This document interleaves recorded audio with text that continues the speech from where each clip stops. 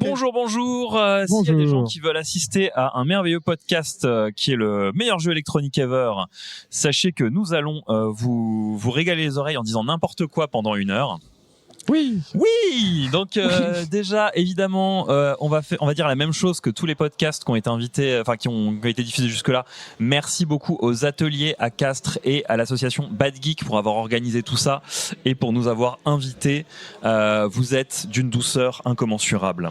Ouais. Merci beaucoup. Merci. Et merci effectivement aux gens qui sont là dès le matin, car c'est dimanche 11h, on sait que ce n'est pas toujours facile et pourtant voilà, il y a du monde. C'est exactement ça, c'est l'heure de la messe. Merci de ne pas être allé à la messe. Merci de ne pas être allé à la messe pour nous écouter de parler de jeux vidéo de manière absurde pendant 1 heure. Nous sommes Jock et Zali, voilà. Et vous avez peut-être vu hier dans Kelvin Ball. Exactement, voilà. Puis on est resté dans le coin. Bonjour aussi aux gens du chat qui sont là, pareil de manière matinale. On n'a qu'1 heure alors qu'habituellement on fait plutôt du format 2-3. Donc aujourd'hui on va speedrunner. On va faire un speedrun à 90% du meilleur jeu électronique ever. On va aussi parler de moins de jeux du coup pour l'occasion. On va parler de moins de jeux. Déjà, est-ce qu'on rappellerait pas un peu le concept de notre émission qu'on a totalement volé à d'autres podcasts, mais ils nous ont dit oui, vous avez le droit de voler notre concept, voilà, de l'appliquer aux jeux vidéo. Alors le concept est assez simple. On classe des jeux vidéo dans un grand tableau. Ça n'a pas de sens puisqu'on est capable de classer Tetris par rapport à Doom ou à Super Mario. Voilà. Oui, ça peut se faire. Qu'est-ce qui est le mieux entre Sayonara Wilders et FIFA? Voilà. Donc des critères totalement subjectifs basés sur notre snobisme.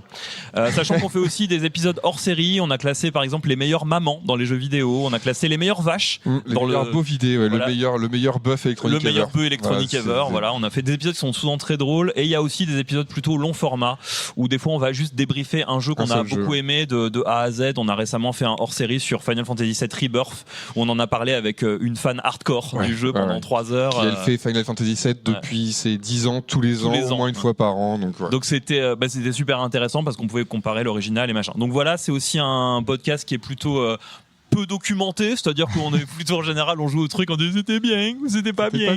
Voilà. Mais aussi des fois on apprend un peu des anecdotes sur la production de certains jeux et aussi plutôt de dire de où on parle. On s'est un peu rencontrés aussi parce qu'on a un amour commun des jeux narratifs et des RPG, particulièrement des JRPG. Donc on aime les jeux qui racontent des histoires, qui peuvent avoir de la mise en scène un peu impressionnante et aussi on aime bien les jeux indés, les jeux indépendants, les productions un peu qui sortent de la norme, ce qui fait que souvent on n'est pas très juste pertinent quand on va parler de gros FPS. Oui. C'est pour ça qu'on va vous parler de Call of Duty. Vous allez voir, on va être peu pertinent parce que c'est un peu éloigné de notre zone de confort, tout simplement. C'est pas les choses auxquelles on a l'habitude de jouer. Et il y a aussi des trucs auxquels nous on va très très très peu toucher. Notamment toi, par exemple, tu joues jamais à des jeux d'horreur? Non, puisque je ne suis pas capable de jouer à un jeu d'horreur ou de regarder un film d'horreur. J'ai trop peur. C'est-à-dire que pour l'exemple, la dernière fois que j'ai lancé un jeu d'horreur, c'était Resident Evil 7. Si vous l'avez fait, le démarrage, si vous arrivez dans un petit chemin en automne avec le soleil couchant, c'est très joli, c'est très sympa. Et puis vous arrivez à une cabane, une porte s'ouvre, il fait noir derrière, j'ai éteint la console, j'ai jamais relancé le jeu. Voilà, c'est ce niveau-là de flip. Et moi j'ai un peu le même rapport avec les jeux multi parce que ça implique de parler avec des gens, de jouer avec des gens, d'être réveillé aux mêmes horaires que les gens.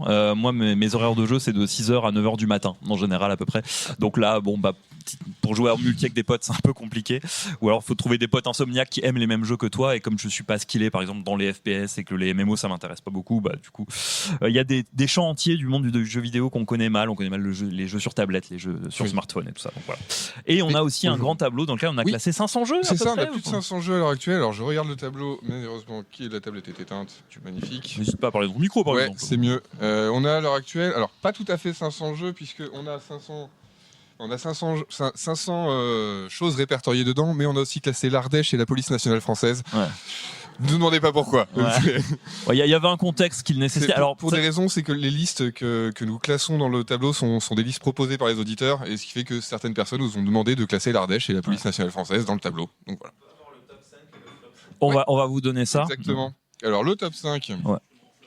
Non, l'Ardèche est même vraiment au milieu de tableau. C'est vraiment mid-core. L'Ardèche et Spider-Man 2, la revanche d'Electro, c'est des jeux de vidéo de même qualité à peu près. Je pense. Alors, le top 5. Comme je vois pas bien, hop, on va grandir. Alors, le numéro 5, c'est Persona 5 Royal. Donc, on parlait de JRPG. Un exemple. Ouais. On adore. En 4, on a Yakuza 0, qui nous a initié à la franchise Yakuza, qu'on aime beaucoup. En 3, c'est What Remains of Edith Finch. Parce qu'on est très snob. On est très snob, mais on adore. On a Disco Elysium, The Final Cut, deuxième jeu. Et le premier de notre classement depuis un petit moment maintenant, c'est Yakuza 7. Voilà, Yakuza 7. Donc à la fois Yakuza et JRPG. Merci Yakuza 7 de faire les deux. On a fait des épisodes entiers pour parler de notre amour de Yakuza. En flop 5, il est grand maintenant. Le tableau, il a 5 ans. Donc en flop 5, il manque des trucs. on a le malheureux, il est vraiment trop mal classé, mais Just Jack Rabbit, qui était vraiment un platformer de boîte de céréales. C'est affreux. Enfin, c'est un rip-off de Sonic dégueulasse. Ensuite, on a Postal 2, qui porte un message idéologique compliqué. On a Custer's Revenge, qui est un jeu. On vous laisse faire vos recherches parce que c'est Atari 2600. C'est un jeu de viol d'indienne. Qui a été produit par une boîte qui ne faisait pas de jeux vidéo, mais qui faisait du matériel pornographique. La glorification d'un général de l'armée. Oui, en plus d'un général sudiste, etc. Donc on ne pouvait pas classer ça très haut. Mais il y a quand même deux choses en dessous. On a 12 Minutes, qui est un jeu narratif de boucle temporelle. Si vous voulez vous révéler le twist de ça, on va pas le faire parce qu'on évite de spoiler trop fort les jeux. Le twist est tellement abominable qu'on pouvait vraiment pas classer ça haut dans le truc. Et en plus, c'est buggé, c'est sorti dans un état épouvantable. Et donc, le dernier sur notre classement, c'est la Police Nationale Française. Qui est le pire jeu vidéo jamais sorti. C'est plein de bugs. C'est tout pété, ça respecte pas ses promesses. Bref, il y a rien qui va. Il y a vraiment des problèmes, etc. De design. Le développeur était vraiment compliqué. Graphiquement, c'est affreux. Il y a rien qui va. Et au milieu de tableau, donc on est à 250 ish, voilà. Je suis pas très doué de mes mains ce matin, c'est pas plus. Au milieu on a Pong, très important historiquement, mais aujourd'hui c'est un jeu moyen. Il n'y a pas grand chose de plus à en dire que c'est moyen. Puis dans le milieu de tableau, on a des trucs comme Jet Force Gemini, El Shaddai, Not Tonight, Duck Hunt, vraiment. Donc on est là. Des jeux vidéo très qui peuvent avoir un intérêt historique, mais qui peuvent être très 12 sur 20 dans l'expérience, quoi. Et aujourd'hui, de quoi on va parler ?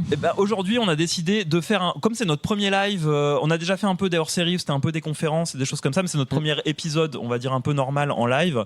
On va faire des premiers épisodes de saga qu'on n'avait pas encore traités. Donc on va vous parler de 4 jeux vidéo. On va vous en parler plus rapidement qu'on le fait habituellement dans le truc, mais on aura une vidéo pour compenser. Donc on avait par exemple jamais parlé de Call of Duty, le tout premier. D'ailleurs, de aucun Call of Duty. Oui, non, on n'a fait aucun Call of. Donc, ce que vous allez voir, c'est des gens plus doués que nous qui font des speedruns de jeux en même temps. Chaque jeu sera accompagné de la vidéo du speedrun, de son record quand je l'ai trouvé, et sinon d'un speedrun de toute façon. Aussi, je précise pour les gens qui sont là, il y aura des petits quiz à la fin pour gagner des jeux vidéo de qualité variable. Voilà. On a plein de jeux. Voilà.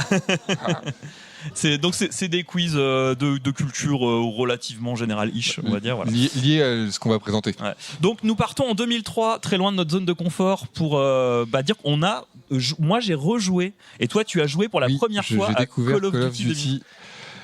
C'est compliqué. Alors déjà un petit point sur comment acheter Call of Duty à l'heure actuelle, puisqu'il y a plusieurs versions. La version PC, donc à laquelle on a joué, mais il existe aussi une version console, mais qui est différente. Oui, c'est pas le même jeu.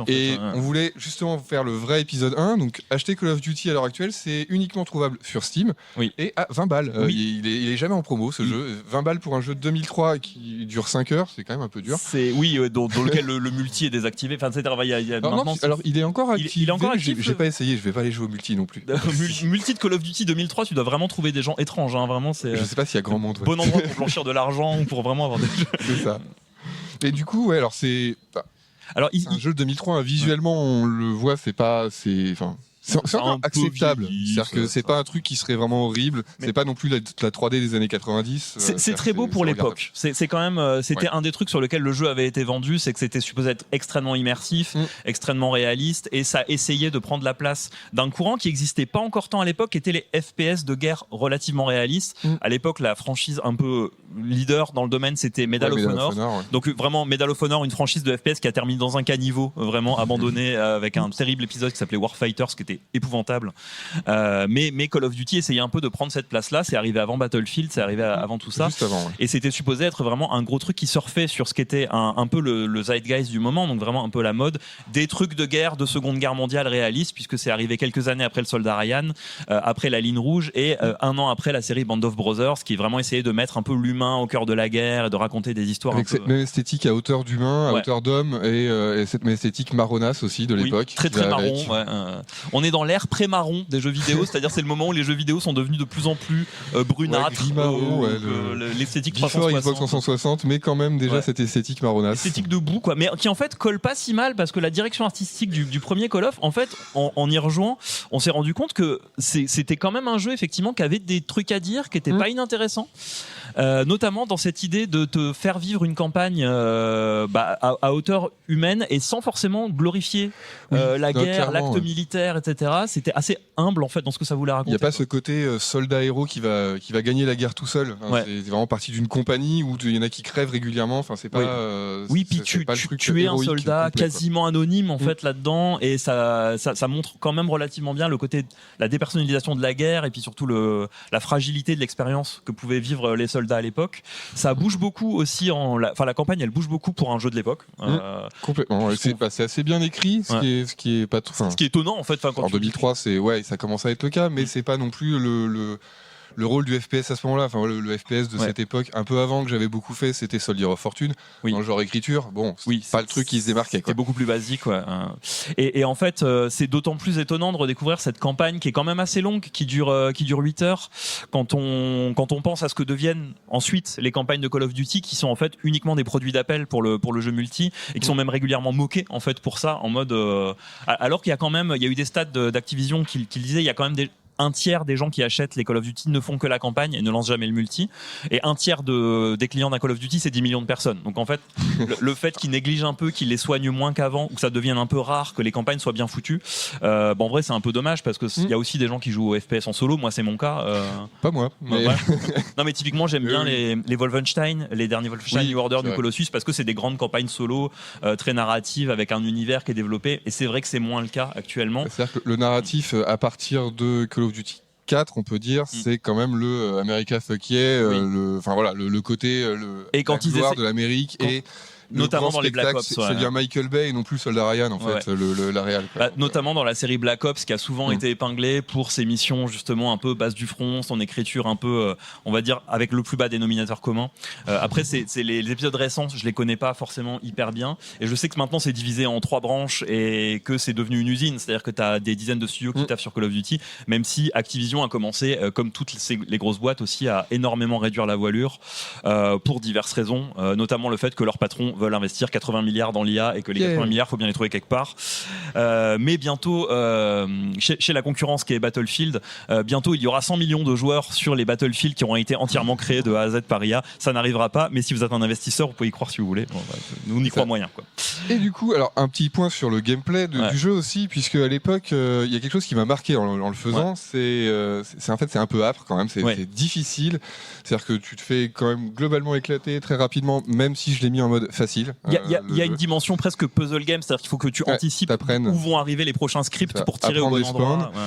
Et un truc qui n'est plus d'actualité du tout dans le FPS, même dans le TPS et dans tous les jeux d'action globalement, c'est la barre de vie qui ne remonte pas tout seul quand tu te caches derrière un mur. Il faut prendre des medikits. Il faut prendre des medikits, il faut les trouver, il faut les chercher. Et ça prend du temps. Enfin, ça prend du temps que tu n'as pas, puisque tu te fais allumer par les adversaires qui spawnent un peu partout quand tu n'as pas appris la carte. Ouais, en fait, voilà, le level design est plus basé sur l'apprentissage de la carte, le placement, etc., que sur tes skills au flingue, en fait, qui, ça, une fois que tu sais où vont popper les ennemis, c'est pas si difficile que ça. Sauf que tu te fais régulièrement tirer dans l'eau. Il y a aussi des trucs qui font partie du confort moderne des jeux vidéo. Il y a eu des vidéos, par exemple, qui expliquaient comment les ennemis poppaient dans les derniers Doom, dans Doom 2016 et ses suites, qui est en fait que les ennemis ne popent que très rarement dans ton dos, et quand ils sont dans ton dos, ils vont te rater pour que tu vois que quelqu'un tire dans ton dos.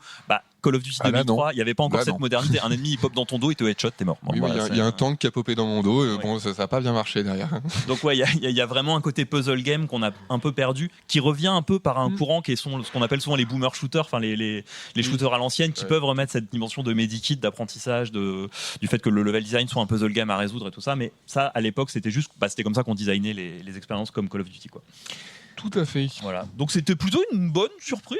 Oui, c'était un bon retour sur 2003. En plus, ça se passe. Le départ ça se passe en Normandie, à Sainte-Mère-l'Église, tout près d'Isigny. Si vous aimez la crème fraîche, le fromage, tout ça. Voilà.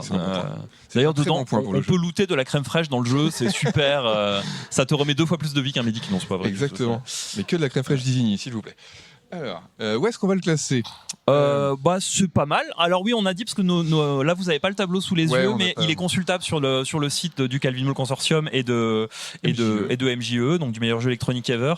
Mais on a différents étages qui ont des noms en fonction de. Alors le plus mauvais étage, je crois que c'est l'étage interdit. Alors, attendez, je vais vous retrouver les noms. On est où ? On est là. Et je peux pas voir avec mes lunettes. Alors, est-ce qu'il y a un soldat sur le tiers du dernier cercle des enfers. Le dernier cercle des enfers, c'est là où il y a les jeux dont on a parlé. Il y a le tiers interdit. Il y a le tiers confinement avec Retailleau dans un studio. Voilà. C'était Blanquer avant et on l'a mis à jour. Il y a la grippe intestinale. Il y a la grippe intestinale, c'est vraiment les jeux pas ouf. Tiers naze, c'est juste naze. C'est pas terrible, voilà. Tiers des 2 pieds dans la boue, c'est pas bon. C'est pas bon, mais c'est moins pire qu'une grippe intestinale. Deux travioles. C'est les jeux un peu cassés, mais ça va. À vos risques et périls. Peut-être ça vous plaira, mais à vos risques et périls. En général. Le tiers inégal. C'est inégal. Comme le attendez la review. Voilà, il vaut mieux lire la review, voir si c'est pour vous. Le tiers pour tous les goûts, c'est facile. C'est de plutôt bons jeux. Ensuite, le 14 sur 20 caché dans ton backlog. 14 sur 20, c'est mention au bac, c'est bien. Bonne mention. Le tiers du bon respect. Le bon respect, ça c'est des jeux qu'on aime vraiment. La haute qualité, désolé, c'est sur le côté. Ça, c'est des jeux qu'on considère premium qui sont dans notre top 100. Le premium de luxe. Ça, c'est vraiment des jeux très très bien, on vous les conseille. Le tiers divin. C'est divin. Et le Turbo Panthéon 2000. Le Turbo Panthéon 2000. Ça, c'est les meilleurs jeux électroniques ever. Qui est composé des 16 meilleurs à l'heure actuelle. Des 16 jeux que nous on considère comme étant vraiment à faire partie de toutes les ludothèques des gens snobs et fans de JRPG. Désolé, Call of Duty n'ira pas dans cette catégorie. Non, mais par contre, en vrai, c'était quand même une bonne surprise. Et le fait de le redécouvrir, ça m'a rappelé des souvenirs d'adolescence. Et pour son époque, il était très en avance dans son genre. Pour moi, c'est du bon respect. C'est vraiment, on peut le mettre largement dans notre top 120. Alors, qu'est-ce qu'on a là-dedans Alors, on va avoir du The Artful Escape, Saints Row 3. Tu vois, je préfère ça à The Artful Escape qui en fait apportait absolument rien en termes de design. Par contre, tu vois, au-dessus, on a des trucs. Il n'y a pas tapon. On peut le mettre entre The Artful Escape et Patapon. Exactement. Donc voilà. Call of Duty entre The Artful Escape et Patapon. Magnifique. Voilà. Bravo à lui. Qu'est-ce qui est plus fort, le soldat de Call of Duty ou une armée de Patapon entraîné à tuer un soldat américain? On le notera. Oui, on le notera après parce que la 107e place. Ce qui est très honorable pour nous et sur 500, c'est très bien. Avant de le relancer, j'imaginais pas qu'on mettrait un Call of CO. En vrai. Non, j'imaginais pas qu'on mettrait un Call of. Patapon. Qu'est-ce qu'on a ensuite? Ensuite, on a Megaman. Ah, Megaman. Ouais, on remonte dans le temps. Là, globalement, alors là, c'était le jeu le plus récent, Call of Duty. C'est des premiers épisodes de très longue saga, du coup. Voilà. Alors, Megaman, c'est un de mes premiers jeux vidéo et en le refaisant, je me suis rendu compte que probablement si j'oublie les dates d'anniversaire des gens, etc., c'est parce qu'il y a beaucoup de ma mémoire qui est occupée par le fait de connaître encore Megaman par cœur, quoi. Oui, alors là, vous avez une version speedrun qu'on ne fera jamais. Ouais. Alors en vrai, je suis encore capable de le finir, mais pas aussi vite que la personne qui va faire ça, puisque les speedruns de Megaman, c'est 18 minutes. On a regardé hier. Et ce record du monde date d'il y a 3 mois, sachant que le précédent record avait 7 ans. Il a fallu quand même un bon moment et de nombreux tries pour arriver à ce nouveau record battu de 2 secondes. 2 secondes. Ouais. Donc quelqu'un qui a fait 2 secondes de mieux. Megaman a une étape importante dans le développement d'un petit éditeur qui s'appelle Capcom. Éditeur qui est toujours parmi nous et qui fait plus trop de Megaman, même s'ils ont tenté de relancer la série plusieurs fois. Maintenant, ils font des compiles Capcom de Megaman qui permettent en fait de jouer. En vrai, leurs compiles sont pas si pires parce que en général, t'as 6 épisodes par jeu. Et c'est plutôt des compiles un peu quali dans lesquels ils mettent aussi pas mal de il y a les bandes son, il y a des artworks de design et tout ça, et c'est aussi une série qui est extrêmement documentée, c'est-à-dire que Capcom a beaucoup parlé sur comment ils avaient conçu chaque jeu et les milliards de spin-off de Megaman, parce que Megaman c'est beaucoup de sous-séries, de sous-spin-off. C'est pas que des jeux de plateforme avec du pampan, il y a eu des RPG, il y a eu plein d'autres choses. Il y a plein d'autres choses dont on vous parlera à la fin. Des shoot'em up, des choses comme ça. Restez attentifs au spin-off de Megaman. Peut-être que ça reviendra plus tard. Oui. Mais c'est aussi une série qui marque le passage de Capcom de l'arcade vers les jeux consoles. Ouais.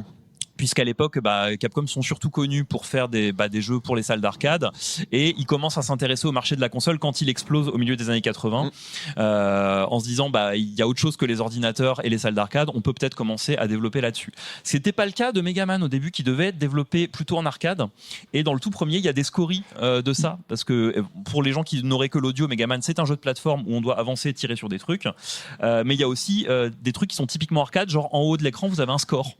Pourquoi ? Ça ne sert à rien. Ça ne sert strictement à rien d'avoir le héritage de l'arcade, et tout comme c'est resté après chez Capcom dans Street Fighter 2 sur Super NES, vous avez un score qui ne sert absolument à rien. Ouais, puisque le high score c'est vous-même en fait, et Megaman il n'y a même pas de high score, c'est juste que le design à l'époque ça n'est venu à personne l'idée d'enlever le score, tout simplement parce que c'est comme ça qu'on faisait les jeux. Ce n'est qu'un détail, mais il y a d'autres choses qui sont typiques de ça et qui ne vont être que dans le premier Megaman et qui vont un peu disparaître ensuite. C'est typiquement le niveau de difficulté qui est insane en vrai dans le premier Megaman. Alors déjà il faut savoir dans quel ordre faire les niveaux, puisque l'originalité c'est que vous aviez 6 niveaux à parcourir un peu dans l'ordre que vous vouliez, et si vous le faisiez pas dans l'ordre parfait, vous n'avez pas les bonnes armes pour arriver au boss à la fin, ce qui rend ça extrêmement difficile. Et vous galérez grave. Ouais. Et surtout il n'y a aucune forme de système de sauvegarde. Dans le tout premier, à partir du 2, il y a un système de mot de passe qui vous permet de dire j'ai tué tel robot. En même temps, comme on le finit en 18 minutes, apparemment, une sauvegarde ne sert pas à grand chose. Vous êtes supposé le terminer en 18 minutes, sinon vous n'êtes pas un vrai joueur. Mais aussi, le système faisait qu'une fois que tu as battu les 6 premiers robots, tu arrives dans un final stage qui est fait pour perdre. C'est-à-dire que le final stage comporte, déjà, faut rebattre tous les boss. Ouais, c'est boss rush. Plus deux boss finaux qui sont vraiment extrêmement difficiles à battre, puisqu'il faut connaître leur pattern par cœur pour y arriver. Donc, moi, quand j'avais 5 ans, ça me frustrait un peu. Mais alors, grosso modo, Megaman, ça raconte une histoire incroyable. C'est l'histoire de Megaman, qui s'appelle Rockman en version originale, puisque c'est un jeu qui a quand même une musique très très élaborée, et c'est aussi lié à ça, le titre original. Puisque les deux personnages principaux devaient s'appeler Rock and Roll. Et il devait avoir des queues de cheval des années 80 au départ. Mais ça faisait des sprites trop compliqués. Des sprites trop compliqués à animer. Donc Rockman, finalement, il a eu plusieurs designs, puisque c'est un gentil robot qui a été reprogrammé pour taper le Dr Wily qui est méchant. Alors Dr Wily qui a un design inspiré d'Einstein, qui est le rival du Dr Light qui est gentil, qui est inspiré du Père Noël. Parce que le Père Noël il est gentil. On l'aime bien. Et donc Megaman, il a eu plein de designs. À la base, il devait être blanc et ressembler à un mochi, donc être tout mou, parce que son designer qui n'est pas Keiji Inafune, qui est Akira, j'ai oublié son nom parce que je l'ai plus sous le nez, peu importe, mais Keiji Inafune qui a fait les Megaman suivants est arrivé en cours de développement, et c'est lui qui a notamment été chargé de transformer les concept art en sprite, et il a dit non, un mochi ça va être chaud, telle couleur ça va être compliqué, le fait d'animer son bras pour que son bras se transforme en canon ça va être compliqué, il faut que ce soit directement un canon. C'est aussi lui qui a été chargé de faire en sorte que ça tienne sur une console comme la Nintendo NES, sachant que Megaman est aussi une prouesse technique sur NES. Complètement. Et alors, pour le coup, moi je l'ai pas fait sur NES à l'époque, puisque je n'avais pas de NES, mais je l'ai fait sur Game Boy. Il n'y avait que 4 niveaux, donc ça change un peu la donne, et c'était complètement injouable puisque le sprite prenait quasiment tout l'écran, et il fallait en gros connaître par cœur tous les niveaux pour arriver au bout. Il n'y avait pas trop d'autres solutions, c'est-à-dire que les réflexes n'étaient pas mis à l'épreuve puisque c'était pas une nécessité. Il y a une énorme documentation sur la manière dont le premier Megaman a été en fait un challenge à porter sur plein de machines, puisque je crois qu'il y a une improbable version Master System, me semble-t-il aussi, qui est encore un petit peu différente. Effectivement, il y a eu des déclinaisons sur Game Boy qui étaient qui simplifiaient énormément de choses, qui avaient plus de profondeur de champ, qui avaient plus mais rien que le fait d'avoir du défilement horizontal continu sans avoir du tableau par tableau comme on pouvait avoir encore quelques années avant dans Pitfall, c'était un challenge. Le fait d'avoir des fois des décors qui défilent de manière asynchrone avec le niveau, c'était compliqué. Ce qui explique notamment le fait que quand vous arrivez au boss d'un Megaman, il y avait un tunnel qui à l'époque a été présenté comme c'est bon, vous êtes arrivé, vous passez dans le tunnel qui vous emmène au boss. Non, c'était totalement pour avoir le temps de vider le cache de la console, parce que sinon la machine plantait. Donc quand on arrive pour affronter Cutman, il y a effectivement une antichambre qui servait juste à ce que la NES n'explose pas ou ne plante pas. Mais ce qui explique aussi qu'on a quand même des scories, des choses qui n'ont pas été résolues, notamment des problèmes de clipping. Le fait que Megaman clignote régulièrement, ça c'est juste parce que la NES n'arrivait pas à faire il clignotait beaucoup sur Game Boy. Voilà. Et on a, alors petite anecdote personnelle, dans Megaman, ma maman qui rentrait en général vérifier que je jouais pas à des trucs vénères, elle disait pourquoi tu joues avec un personnage qui est un chewing-gum, parce que quand Megaman il arrive, effectivement c'est un trait qui arrive sur l'écran qui fait boing comme ça, et ça c'est un peu une scoride à l'époque où c'était supposé être un mochi, donc il était supposé être de la pâte à modeler. Autre petites anecdotes, c'est qu'il ressemble beaucoup à Astro Boy pour les gens qui aiment les vieux mangas, et qu'à l'époque c'est un peu la soupe aux choux au bleu, surtout sur les illustrations sur la jaquette américaine, c'est de la soupe aux choux dégueulasse. Si vous voulez voir des mauvaises perspectives de dessin et des gens se tordent la cheville, regardez les artworks américains des 3 premières couvertures de Megaman. C'est l'anatomie humaine n'existe pas, alors on dira que c'est un robot, mais voilà. Mais quand même. Et effectivement, à la base, ça devait être un truc un peu lié à Astro Boy. Et il y a eu effectivement les ayants droit Osamu Tezuka lui-même, car il était encore vivant, on dit en fait non, vous pouvez pas faire ça. Du coup, ils ont un peu changé le design pour que ça s'éloigne un peu d'Astro Boy. Ils ont changé certains décors pour que ce soit pas trop identifié à ça. Et voilà. Néanmoins, il y a quand même des inspirations. Effectivement, on a dit Einstein, le Père Noël. L'univers d'Astro Boy est quand même assez bien représenté. Et grosso modo, la science-fiction japonaise des années 60-70 a beaucoup influencé les designers de chez Capcom là-dessus. En vrai, c'est quand même un jeu. C'est un peu dur aujourd'hui de commencer par le premier Megaman si vous vous lancez dans Megaman. Oui, à moins d'avoir une volonté de faire du speedrun, par exemple. Sinon, se lancer là-dessus, c'est hardcore, c'est-à-dire que il faut connaître les niveaux par cœur. En fait, c'est de l'apprentissage. Il n'y a rien de plus que juste c'est un puzzle game. On dit ça souvent, mais on est plus sur du rhythm game où tu apprends toutes les commandes à la chaîne et tu arrives au bout. Quoi. Mais une des raisons du succès, et on en parlait en préparant et on y rejoint encore aujourd'hui, c'est que par rapport à beaucoup de platformers de l'époque, les commandes sont assez précises. C'est-à-dire qu'il n'y a pas beaucoup de boutons, c'est un jeu qui se jouait quand même que à 2 boutons au final. Oui, en même temps, tirer, sauter, il n'y avait pas besoin de beaucoup plus. Mais il n'y a pas d'inertie dans les sauts, il n'y a pas de. Enfin, en général, tu vois les boulettes arriver un peu. Il n'y a pas d'injustice. C'est-à-dire que le jeu n'est pas. Enfin, il n'y a pas de glitch qui font que vous allez perdre, c'est juste vous allez perdre parce que vous ne connaissez pas suffisamment le niveau, les patterns, vous n'avez pas fait attention, mais en tout cas, il n'y a pas d'injustice comme ça peut être le cas dans beaucoup de jeux de l'époque qui sont tout pété.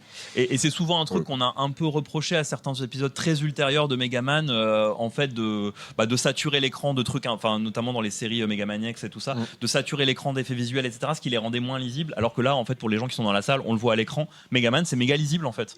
On voit qui sont les ennemis, on voit ce qui va nous toucher, on voit ce qui va pas nous toucher, on voit très facilement ce qui est un bonus ou pas un bonus. Et en fait, en 86, c'était pas si fréquent d'avoir un jeu qui était à la fois aussi fluide et aussi clair dans ce qu'il faisait, quoi. Complètement. Alors, voilà. Il est temps de le classer, ce jeu. Eh ben Megaman, en vrai c'est un peu dur d'y jouer aujourd'hui, mais il est extrêmement fondateur. C'est ça, c'est de la haute qualité. Et c'est du très bon design pour l'époque. Ouais, c'est vraiment du très très très bon design pour l'époque. Et ça a surtout inspiré, ça a fait la fortune de Capcom en partie, pas que ça, mais. Ça Street Fighter globalement. Oui, alors Street Fighter quelques années plus tard continue à apporter beaucoup d'argent à Capcom. Et, Alors, dans la haute qualité, on a des jeux comme les Chevaliers de Baphomet, Superliminal. Ouais, qu'est-ce qu'on aurait Monster Hunter World, pour reprendre les copains de chez Capcom. Les copains de chez Capcom. Tu vois, typiquement, je trouve ça. Monster Hunter World a réinventé une franchise, Megaman l'a inventé, on peut mettre un peu au-dessus. Est-ce que c'est mieux que Quackshot ? C'est mieux que Quackshot. Je suis pas d'accord, mais c'est pas grave. Absolument. Par contre, ma limite haute serait Super Metroid, qui est vraiment, pour le coup, je mettrais en dessous de Mass Effect 2 quand même. Allez. Entre Mass Effect 2 et les Chevaliers de Baphomet, malgré toute ma sympathie pour Charles Cécile. À la 87e place, on a donc maintenant Megaman. Donc voilà, et n'hésitez pas à découvrir les compiles des Megaman, notamment des Megaman X et des RPG Megaman qui ont été sortis, parce qu'ils sont assez chouettes. Truc dont j'ai oublié, Mighty Number 9, ne faites pas ça. Alors oui, parce que faut aussi dire que le malheureux Keiji Inafune, qui a été leader de la franchise Megaman pendant longtemps, maintenant c'est un vieux monsieur qui essaye de faire des jeux vidéo et on est tous tristes du résultat. Mighty Number 9. Mighty Number 9 n'est pas très classé très bien chez nous. Ouais. On a ensuite troisième série avec du shoot 'em up. R-Type. Alors là aussi, shoot 'em up, on n'y connaît rien, on est nul, mais R-Type, pareil. R-Type est un shoot'em up, donc vous avez un petit vaisseau, il avance et il doit tirer sur des trucs, grosso modo, en ramassant des bonus pour être moins faible. C'est un jeu à la base, pour le coup, un jeu d'arcade. Là, je pense que c'est les images de la version arcade. C'est la version arcade, ouais. Puisque, alors, le premier R-Type, qui lui aussi est une franchise qui a eu énormément de suites, et bonjour aux gens du chat qui arrivent, développé, alors, au départ, par une société qui s'appelle Ilka, dont on a vérifié hier, elle existe toujours. Irem, pardon. Irem, une société qui existe toujours, qui ne fait plus du tout de R-Type, qui fait des jeux pour des tablettes et des smartphones japonais, quoi, grosso modo. Ça. Des jeux qui ne s'exportent pas, avec des madames en bikini et tout ça. C'est ça. Mais ils ont fait leur fortune. C'est une boîte qui a été créée en 79 et qui a fait beaucoup de jeux d'action, qui a fait beaucoup de shoot'em up et qui a atteint la gloire en fait avec R-Type au moment de l'explosion des shoot'em up. On arrive 2 ans après Gradius qui lui mais alors Gradius c'est déjà du shoot'em up en horizontal mais c'est beaucoup plus moche, on va pas se mentir.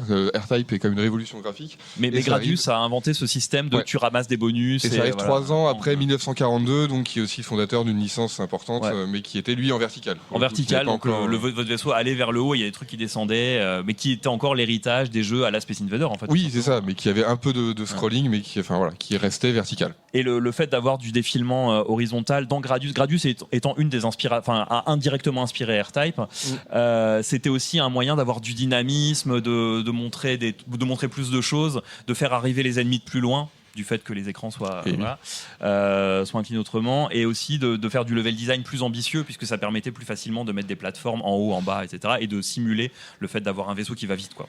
Alors, de la même manière que pour Megaman, moi de mon côté, R-Type, j'ai découvert sur Game Boy. J'ai quand même eu une enfance à la con avec les jeux. T'avais les mauvaises versions? Ouais, j'avais les mauvaises versions. On a R-Type sur Game Boy, c'est comme Megaman, tu vois rien. Le sprite est beaucoup trop gros pour ce que tu peux afficher, et du coup, tu découvres les ennemis au moment où ils te tuent. En gros, t'apprends vraiment par cœur tout le truc. Alors que là, on le voit sur les images, la version arcade, qui est moi celle que j'ai découverte, est extrêmement lisible aussi. C'est-à-dire que c'était un jeu qui a cartonné à l'époque et qui prenait la formule de Gradius pour en faire quelque chose de beaucoup plus spectaculaire, mais tout en gardant cette lisibilité. On voit très bien d'où viennent les projectiles ennemis, le placement des boss et des boss extrêmement impressionnants qui prennent la taille entière de l'écran, mais ne gênent pas non plus la lisibilité. C'est-à-dire qu'il y a une arène en fait où clairement votre vaisseau est d'un côté, le boss est de l'autre, et ça va être révolutionnaire aussi parce que ça permettait le fait de l'avoir en arcade, d'avoir une direction artistique très en avance sur son temps. C'est-à-dire qu'on le voit là, c'est très très beau. Quand on dit que c'est un jeu du milieu des années 80, en vrai, quand on compare à la même époque sur NES, on avait Megaman juste avant, en fait, qui est de la même année, qui n'est pas du tout du même niveau au niveau graphique. Et en plus, c'est un jeu qui arrive dans un moment très important dans la culture japonaise, qui est le moment où il y a un déversement de culture américaine, de pop culture américaine 80s, qui va énormément inspirer les gens qui ont grandi dans les années 60, justement avec Astro Boy et tout ça. Ils voient arriver Alien, ils voient arriver Terminator, ils voient arriver les travaux de Giger, ils voient arriver tout ça, tout le gothique américain de la SF et tout ça, qui est très différent de l'esthétique de la science-fiction japonaise. Et là, on le voit. En fait, c'est un jeu qui c'est du biopunk dégoûtant. Enfin, les monstres sont extrêmement organiques. Il y a des monstres qui citent directement Alien et Terminator, ce qui, en fait, change complètement de l'esthétique que pouvaient avoir des jeux comme 1942, 1943, 1943 Kai, qui étaient juste on tire sur des porte-avions parce que c'est la guerre, quoi. Et ça va avoir un impact fort sur tout le shoot'em up des années 80 et 90 avec les Super R-Type pour la suite, mais aussi les jeux produits pour la Mega Drive que sont les Thunder Force, où il y a la même esthétique très organique des boss, très alien. Ou sur Super Nintendo, Axelay, qui reprend ce truc d'avoir à la fois des robots et des monstres que vous allez frapper. Ou même Ginoog qu'on a vu hier, parce qu'il y a aussi le shoot'em up c'était aussi des jeux qui étaient rapides à développer.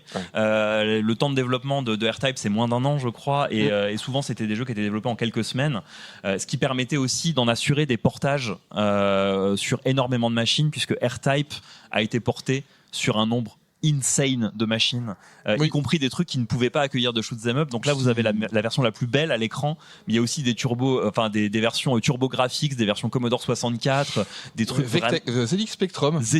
On a regardé une vidéo hier, c'est un peu dur à regarder, mais le fait d'avoir ces temps de développement aussi courts permettait de redévelopper des jeux de A à Z, de redessiner les sprites pour des machines moins fortes. Et le 1 a été réadapté jusqu'à la PS4, puisque sa dernière version est sur PS4 en 2018. Oui, c'est un jeu qui a connu un nombre de portages, je crois au moins une trentaine de portages.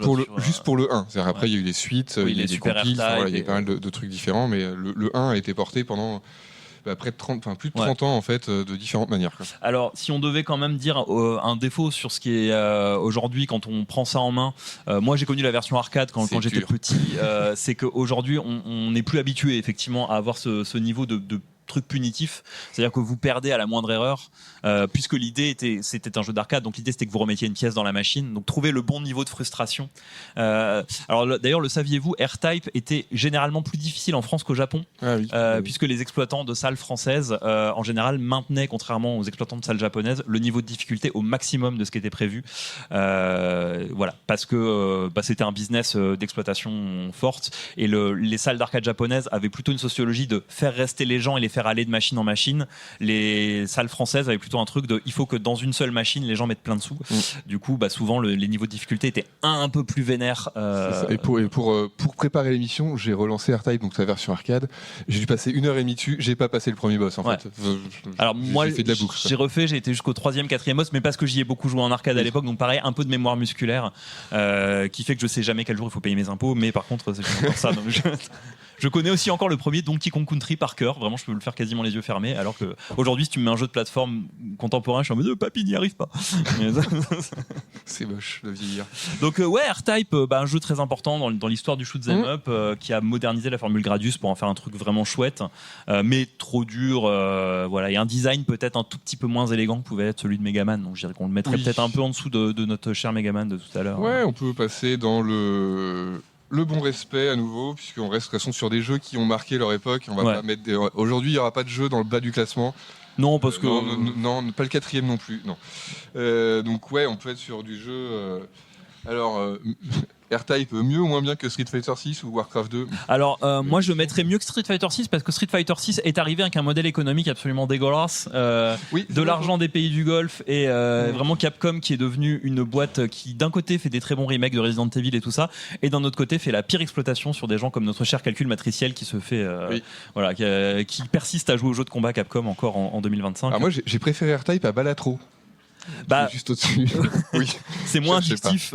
Moi, Balatro, j'ai dit, je n'y joue que pour me mettre dans un état de concentration que j'ai du mal à acquérir autrement, mais c'est pas un jeu que j'aime énormément non plus. Mais par contre, je préfère Warcraft 2 qui est au-dessus, donc on peut le caler là à la 120e place. Les monstres de Warcraft 2 sont plus rigolos. En fait, on va mettre Crown Gambit au-dessus parce que Crown Gambit ça a été développé par. On est clientéliste, c'est des gens, on connaît des gens qui ont travaillé dessus, donc on va le mettre en dessous de Crown Gambit. 120e place entre Crown Gambit et Balatro. Et voilà. R-Type. Magnifique. Voilà, une zone du tableau où on a aussi des jeux comme Sumire, jeu indépendant Kotor japonais, 2 ou Kotor 2 qui a un gros défaut, c'est de ne pas être fini. Voilà. Oui, ils ont oublié la fin, désolé. Ils ont oublié la fin, ils ont oublié le remake, ils ont un peu oublié tout. Kotor, c'est terrible. Oui. Et le dernier jeu, attention, une surprise. Un jeu dont on a parlé de quasiment tous les autres épisodes, avec une vétueuse. Comment ça, on aime bien les JRPG? Oui, tout à fait. Mais effectivement, toi, tu n'avais jamais joué à Final Fantasy, premier du nom. Final Fantasy, sorti en 87. Et il y a quelques semaines, j'ai choisi d'acheter le pack des Pixel Remaster où il y a du 1 au 6. Là, j'ai fait les 4 premiers déjà, et du coup, aujourd'hui, on va parler du 1. FF1, ça arrive en 87, à une époque où raconter une histoire dans un jeu vidéo, c'était globalement héros aller sauver princesse et merci, c'est la fin. Alors, on est là, c'est un peu différent puisque la princesse, on va la sauver effectivement, mais c'est au bout d'une heure et après l'histoire commence. C'est-à-dire que c'est pas la fin de l'histoire de sauver la princesse. C'est le début. C'est une. Alors, à l'époque, je pense beaucoup de gens connaissent cette histoire. À l'époque, Squaresoft est une entreprise qui va pas très bien. Il lance un peu un projet de la dernière chance. Le fait que ça s'appelle Final Fantasy à cause de ça est probablement une légende urbaine, mais n'empêche que s'ils avaient foiré Final Fantasy, ils étaient morts. Ils avaient fait plusieurs jeux qui marchaient pas avant.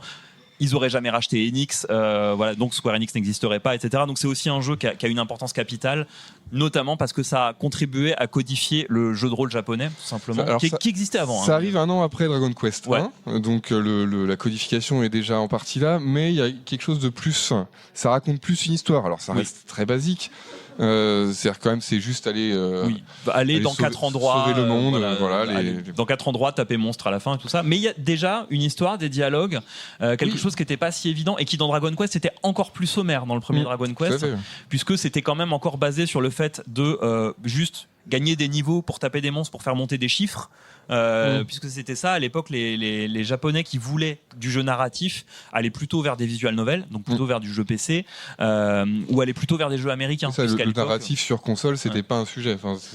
Ça l'était, mais c'était des jeux d'import. Il y a beaucoup de gens qui designaient des RPG à l'époque qui disent qu'ils ont commencé à faire des jeux à histoire, notamment parce qu'ils jouaient à Wizardry, donc qui étaient vraiment des jeux américains. Qui après, il y a eu des Wizardry vraiment développés au Japon pour le public japonais, mais Wizardry qui était du dungeon dungeon crawler, donc vraiment beaucoup plus avec des monstres, avec beaucoup plus de descriptions. Mais à l'époque, non, Dragon Quest, c'était je tape slime parce que je monte niveau, quoi.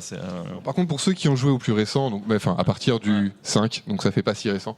Donc voilà, tous les Final Fantasy depuis, en général, les personnages ont une importance, les héros sont très caractérisés. Bon, mal régulièrement, mais c'est pas grave, c'est pas le sujet. Écrit, mais là, en fait, les héros, enfin le groupe de 4 personnages qu'on choisit, qu'on incarne, c'est des plots. C'est des plots. Ils sont interchangeables puisqu'on choisit leur classe au démarrage, qui ne pourra pas être changée. Et c'est tout. En fait, ils ne parlent pas, on leur donne juste des ordres. C'est globalement des coursiers. Enfin, ils servent pas à grand chose. C'est de la quête FedEx pendant 15 heures. Ce qui explique d'ailleurs que tu puisses toi-même rendre le jeu injouable. Oui, si tu choisis, je prends 4 mages blancs. 4 mages blancs. Voilà, en fait, non, le jeu n'est pas jouable et tu ne peux pas avancer, tu peux pas finir.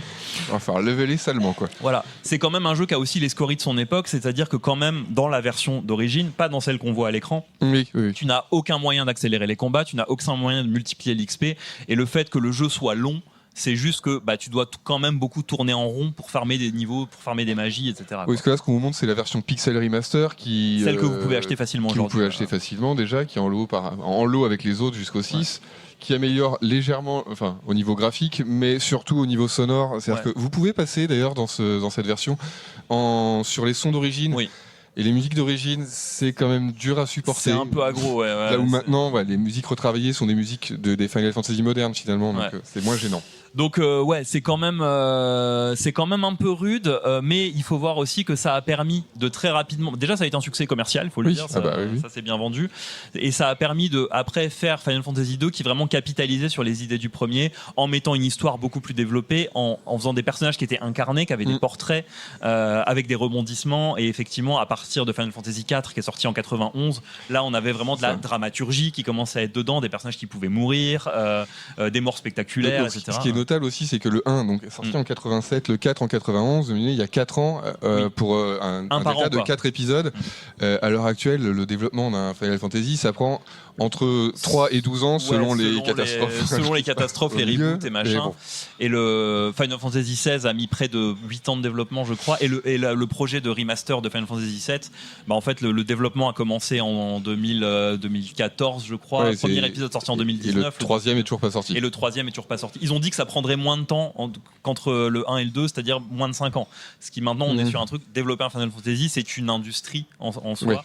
D'ailleurs, c'est Final Fantasy VII Rebirth a pris 3 des 4 studios, enfin a mobilisé 3 des 4 studios internes de Square Enix, qui est monumental en fait. Et c'est pas pour être méchant, mais quand même le scénar de FF1 est proche d'un meilleur scénar que celui du 16. Mais bon. C'est cadeau. On vous renvoie au moment où on a parlé de Final Fantasy XVI dans les archives de notre podcast, qui est un jeu qui nous a à la fois beaucoup surpris dans plein de sujets. Qui a plein de qualités. Qui a d'énormes qualités, notamment de mise en scène, graphiquement c'est très beau. Qui est aussi bien écrit, pour ceux qui étaient là hier, que la fanfiction de Zali. Voilà. Ce niveau d'écriture. C'est-à-dire qu'il y a vraiment des trucs improbables, notamment, et plus tu avances dans le jeu, et plus c'est dur. Et ce moment incroyable où tu approches de la fin du monde, où les personnages sont tous en train de bader, et il y a une meuf que tu n'avais jamais vue avant qui te dit « J'ai besoin de Goose Die !» Et t'es obligé de le faire. Je vais chercher des Goose Die, c'est formidable. Bon, au moins, je vais faire une soupe avant de sauver le monde. Au moins dans Final Fantasy 1, il y a pas ça, parce qu'effectivement il y a très peu de dialogue, il y a très peu pas de rebondissement, pas de traîtrise, pas de rien enfin pas de surprise. Non, juste les bases de tout ce qu'on va avoir après en termes de c'est quoi la structure d'un JRPG, quoi. Et c'est d'ailleurs assez surprenant, puisque on reproche souvent Final Fantasy d'un épisode à l'autre de tout casser pour recommencer, et en fait dès le 2 pour refait les deux du coup. Le 2 casse tous les codes du 1 en détruisant l'idée de progression par niveau, puisqu'il n'y a plus de niveau, ce qui est le seul épisode qui a fait ça. Qui donne, qui casse le choix aussi de la classe. Il y a plein de changements dès le 2, et en fait Final Fantasy c'est toujours une histoire de tout péter pour recommencer à chaque épisode, ce qui est reproché à chaque fois en disant oui mais c'est pas un vrai Final Fantasy. En fait définir Final Fantasy à chaque fois évident, quoi. Vraiment moi le truc qui me cringe souvent dans les discours de Final Fantasy, not my Final Fantasy, mais c'est quoi ton Final Fantasy? C'est souvent ton premier en fait, mais entre des gens 4 et 5 n'ont aucun rapport, le 6 a amené des éléments de science-fiction, le 7 c'était le passage à la 3D, le système des matérias qui a été abandonné dans le 8, qui avait un système de combat super bizarre où plus tu levais plus c'était dur. Fallait voler les magies. Le 9 c'était un conte de fées, le 10 c'était un voyage extrêmement linéaire avec un surfeur américain, le 11 était un MMO, il y a vraiment aucun Final Fantasy c'est une série de la rupture, là où Dragon Quest c'est une série de la continuité. Et c'est revendiqué, et sauf qu'à l'époque c'était des logiques concurrentielles, maintenant ça l'est plus parce que c'est la même entreprise, juste il y a des Final Fantasy qui qui sortent, et les Dragon Quest sont tous en dev L perpétuel, sauf les remasters des premiers, quoi. Donc Final Fantasy 1, un jeu extrêmement important, puis toujours qui a quasiment inventé un genre. Enfin, Dragon Quest et Final Fantasy 1 ont inventé un genre à part entière, quoi. Ouais, c'est ça. En un an, il y a les deux qui ont codifié le plus de choses dans le JRPG. Et on japonisait le jeu de rôle, en fait, tout simplement. On permis au jeu de rôle japonais d'exister comme un genre. Même si aujourd'hui, JRPG, ça veut tout dire et rien dire. C'est devenu un genre qui est lui-même extrêmement large, dont se revendiquent aussi des studios occidentaux, disent je fais du JRPG. Et puis des jeux comme Yakuza sont devenus des JRPG. Oui, c'est ça. Il y a aussi le fait que c'est devenu une espèce de sauce où certains on peut dire maintenant mon beat'em all, ma série de beat'em all dans les rues de Tokyo, c'est devenu un jeu de rôle, et en vrai c'est super drôle et ça marche bien, quoi. Donc c'est bien. FF1 à redécouvrir en Pixel Master, en accélérant les combats et en triplant l'XP, c'est super. Vous pouvez désactiver les combats aléatoires si ça vous saoule. Oui, c'est mieux. Vous pouvez désactiver les combats aléatoires. Vous pouvez accélérer les déplacements dans les zones de donjons et autres, et augmenter la vitesse des combats. Donc maintenant un speedrun en 2 heures. C'est ça, c'est de 2 heures. Oui, c'est 2 heures les speedruns, à peu près. Et Chaos et le méchant. Oui. We need to kill Chaos. Final Fantasy Origins, c'est vraiment incroyable. Donc on peut le mettre pareil assez haut, peut-être un peu moins. C'est un peu plus dur à jouer si on prend vraiment le jeu d'origine, parce que on classe pas Pixel Remaster. En vrai, il a quand même des trucs qui font qu'à l'époque c'était un peu pénible. Je pense aussi, même pour des gens de l'époque qui avaient l'habitude de jeux plus dynamiques, mais ça reste quand même une belle curiosité de milieu de tableau, je dirais. Hop, on pourrait regarder. Non, j'ai vu passer un FF13 du 14/20 caché dans ton backlog, c'est-à-dire pour l'histoire, pour les mécaniques que ça invente, pour l'audace du design, pour le fait de vraiment arriver à s'approprier un genre. Non, c'est moins bien que le Koroko quand même. On a l'habitude de défoncer GTA V pour des trucs. Là, il y a Ni no Kuni 2 en fait qui est ultra classique dans son approche, mais qui arrive 30 ans après, donc qui finalement lui n'apporte rien. Et qui n'existerait pas sans des jeux comme Final Fantasy. On peut le mettre un peu au-dessus. Epic, Fire Emblem. Cities Skylines 2 est sorti avec trop de bugs. Fire Emblem Engage, je l'aime pas tellement. Est-ce que c'est mieux que Jazzpunk? Il y a des jeux là-dedans. Non, c'est moins bien que Jazzpunk, mais c'est quand même mieux que GTA V, le premier Final Fantasy. Allez. Voilà. Alors, ça sera au-dessus de GTA V. Voilà. GTA V, donc à la 164e place de notre tableau, parce que tout ça a beaucoup de sens, n'est-ce pas? Et GTA V. Donc c'est un moins bon JRPG que le bâton de la vérité South Park, quoi.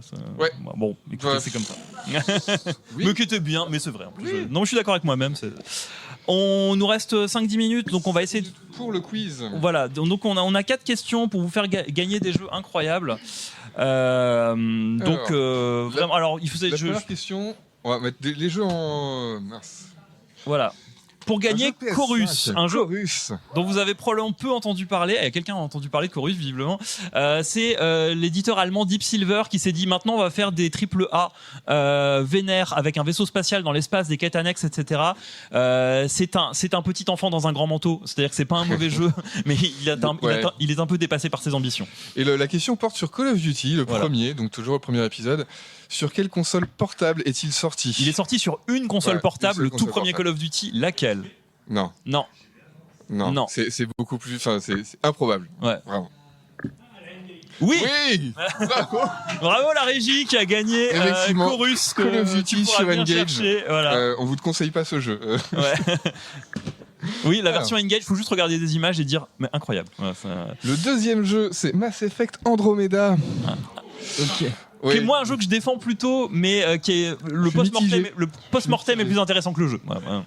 Je suis mitigé dessus, et la question porte sur Megaman. Citez un jeu de sport avec Megaman dedans. Ouais, je vous assure. Dans le chat, il y a des réponses. Oui, mais on n'enverra pas les jeux. Alors, en vrai, je pense qu'on peut l'accorder. J'ai entendu jeu de foot Megaman. Ouais, Megaman Soccer. Megaman Soccer, tout à fait. Bravo, tu as gagné Mass Effect Andromeda. Mass Effect Andromeda. On t'a béni avec une malédiction, tu as gagné Mass Effect Andromeda, tu pourras pleurer parce qu'il est pas fini. Je te laisse présenter ce jeu-là. Nelke, The Legendarist, Atelier Nelke, les alchimistes légendaires, les ateliers du Nouveau Monde, la série Atelier, les séries de JRPG où vous jouez un NPC.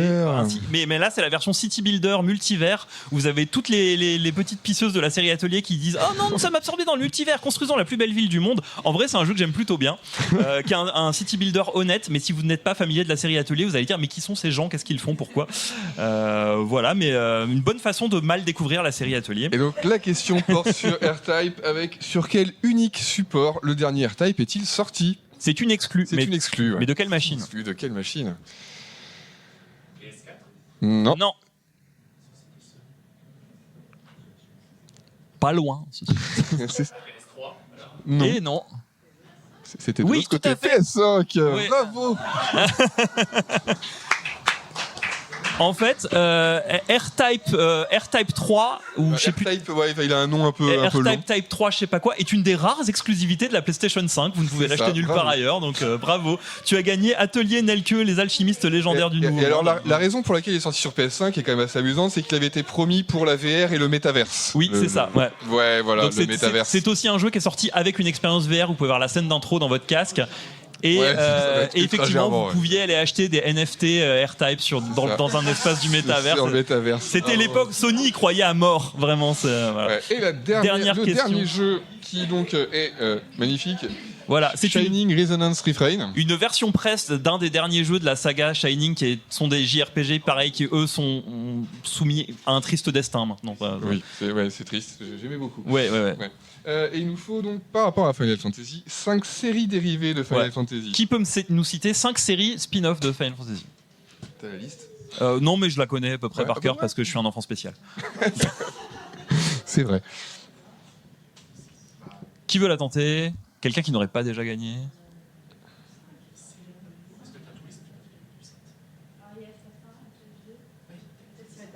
Non, ouais, Final Fantasy 1, 2, 3, ça c'est vraiment des suites, vraiment, enfin c'est la série principale, mais il y a vraiment beaucoup de séries dérivées. Ouais. Ah, messieurs. Ah, alors. Ah, Kingdom Hearts, ça Oui, en vrai, ça on passe, peut la mettre dedans, on va la mettre dedans. Oui, Dissidia. Dissidia rentre effectivement. Oui, tout à ouais. fait. Tactics. Tactics. Ouais. Et Crystal Chronicles. Bon, j'en ai 5 et c'était du travail collaboratif. Du coup. Mais il y a une personne qui en a donné 3, donc La qui a personne gagné. au fond à gauche, qu'on a donné 3, elle a Bravo. gagné une copie presse de Shining Resonance Refrain. Tu vas voir, c'est pas bien. Désolé. Voilà. Le cadeau empoisonné, quoi. Il va falloir que nous rendions l'antenne, car il y a d'autres podcasts qui arrivent derrière dans ce merveilleux podcast, ce merveilleux festival de podcasts qui est Podcast qui nous a accueillis aujourd'hui. Ouais. Merci à tous. Merci. Merci Bad Geek. Merci.